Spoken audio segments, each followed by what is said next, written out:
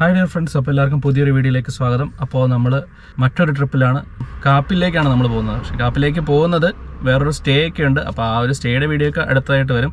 നമ്മളിപ്പോൾ കാപ്പിലേക്ക് പോകുന്നത് നമ്മുടെ തീരദേശ ഹൈവേയിലൂടെയാണ്. അപ്പോൾ എന്തായാലും അതും ജസ്റ്റ് ഒന്ന് നമ്മൾ വീഡിയോയിലൊന്ന് കാണിക്കുന്നതേ ഉള്ളൂ. അപ്പോൾ എന്തായാലും ഒരിക്കൽ കൂടി പുതിയൊരു വീഡിയോയിലേക്ക് സ്വാഗതം.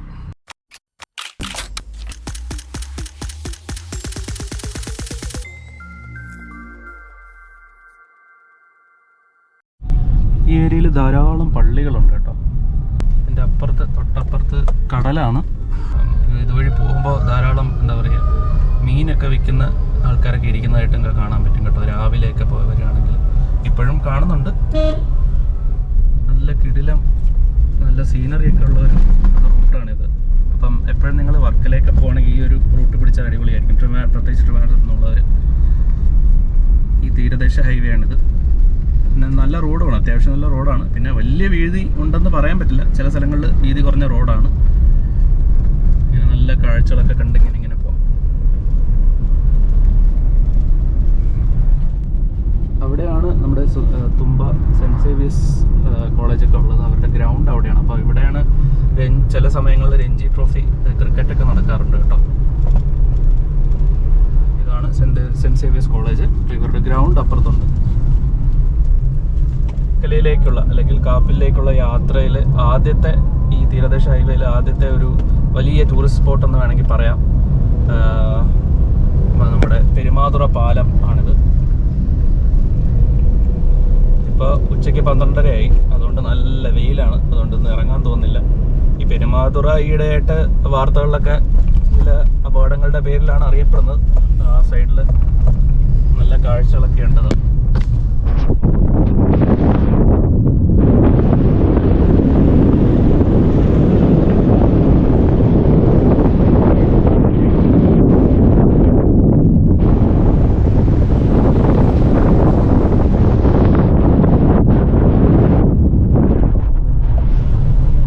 റൈറ്റ് സൈഡിലാണ് നമ്മുടെ ഹാർബർ ഉള്ളത് കേട്ടോ.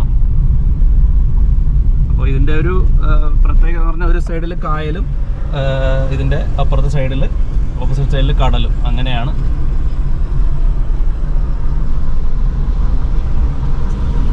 നേരമൊക്കെ ആയാലേ നല്ല തിരക്കാണ്. അപ്പോൾ നമ്മുടെ ചാനൽ, ഈ യൂട്യൂബ് ചാനൽ തുടങ്ങിയ സമയത്ത് നമ്മൾ ആദ്യം വന്നത് പെരുമാതുറയായിരുന്നു. പെരുമാതുറ വന്ന ഒരു വീഡിയോ ഒക്കെ എടുത്തിട്ട് പോയായിരുന്നു.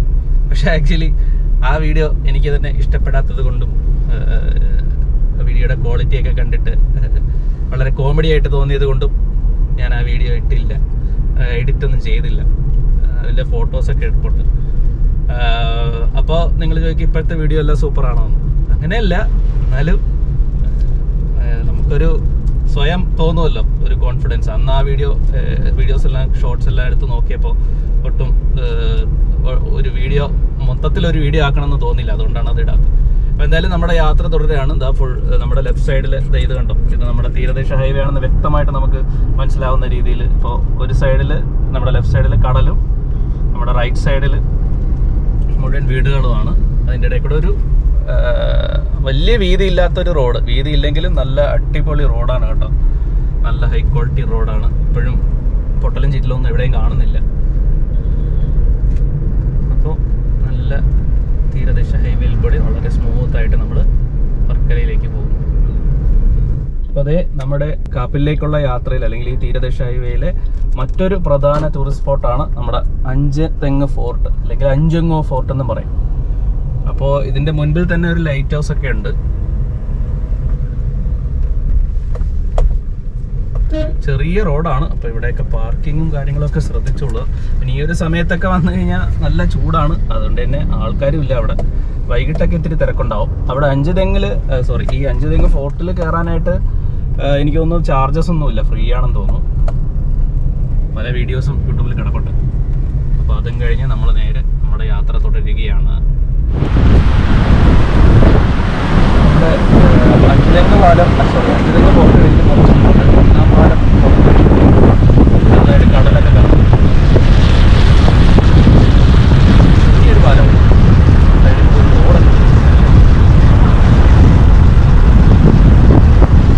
അങ്ങനെ വളരെ ദൈർഘ്യമേറിയതല്ലെങ്കിലും മനോഹരമായ കാഴ്ചകൾ സമ്മാനിക്കുന്ന സുഖകരമായ ഒരു യാത്രയ്ക്ക് ശേഷം ഞങ്ങൾ കാപ്പിലെത്തി. അപ്പോൾ ട്രിവാൻഡ്രത്ത് നിന്നൊക്കെ യാത്ര തുടങ്ങുന്നവർ വല്ലപ്പോഴും ഈ റൂട്ട് ചൂസ് ചെയ്യുന്നത് ഒരു രസകരമായ അനുഭവമായിരിക്കും, പ്രത്യേകിച്ച് രാവിലെയുള്ള സമയങ്ങളിൽ യാത്ര ചെയ്യുകയാണെങ്കിൽ.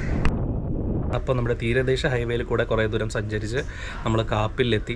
അപ്പോൾ അതിൻ്റെ ഒരു ഡ്രൈവിൻ്റെ ഒരു കുഞ്ഞു വീഡിയോ ആയിരുന്നു അത്. അപ്പോൾ ഈ ഒരു വീഡിയോ നിങ്ങൾക്ക് എല്ലാവർക്കും ഇഷ്ടമായെന്ന് വിശ്വസിക്കുന്നു. അപ്പോൾ ഇപ്പോൾ ഞാൻ നിൽക്കുന്നത് ഒരു കിഡിലൻ ബഡ്ജറ്റ് ഫ്രണ്ട്ലി ആയിട്ടുള്ള റിസോർട്ടിലാണ്, കാപ്പിൽ. അപ്പോൾ ഇതിൻ്റെ വിശേഷങ്ങൾ അടുത്ത വീഡിയോ ആയിട്ട് വരും. അപ്പോൾ അതും കാണാൻ മറക്കരുത്. അപ്പോൾ നിങ്ങളുടെ അഭിപ്രായങ്ങളൊക്കെ കമൻസായിട്ട് ഷെയർ ചെയ്യുക. മറ്റൊരു വീഡിയോയിൽ വീണ്ടും കാണാം. അപ്പോൾ ബൈ.